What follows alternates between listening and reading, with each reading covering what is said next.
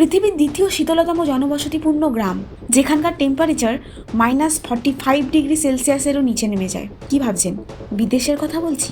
না, বিদেশ না, আমাদের ভারতেই এই গ্রামটি আছে। গ্রামটির নাম হলো দ্রাস। লাদাখের কার্গিল জেলায় অবস্থিত, যাকে বলা হয় গেটওয়ে টু লাদাখ। যেখানে নর্মাল ফ্রিজের টেম্পারেচার থাকে -18 ডিগ্রি সেলসিয়াস আর ডিপ ফ্রিজের টেম্পারেচার থাকে -25 ডিগ্রি সেলসিয়াস, সেখানে এই গ্রামটির টেম্পারেচার থাকে -45 ডিগ্রি সেলসিয়াস। বুঝতে পারছেন জায়গাটা কতটা ভয়ঙ্কর। 1995-এ এখানকার তাপমাত্রা -60 ডিগ্রি সেন্টিগ্রেডে নেমে গিয়েছিল, যা ভারতবর্ষের সর্বনিম্ন তাপমাত্রার রেকর্ড। শীতকালে এখানকার বেশিরভাগ রাস্তাই থাকে বন্ধ।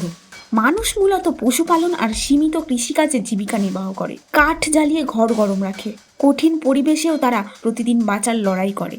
1999-এর কার্গিল ওয়ারের সময় দ্রাস ছিল সবচেয়ে গুরুত্বপূর্ণ এলাকা।